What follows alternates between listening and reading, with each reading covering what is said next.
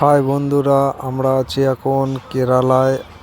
আমার ফ্যামিলি আর আমার বন্ধুর ফ্যামিলি আমরা ঘুরতে গিয়েছি চেরাইতে। আমার ছেলে আর আমার বন্ধুর ছেলে মাছ ধরার প্ল্যান করছে।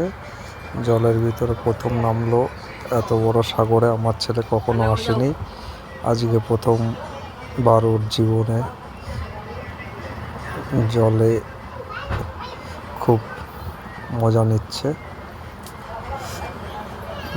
দেখো কি করছে ও, এর আগে কখনো জলে নামেনি, প্রথম নামলো এই।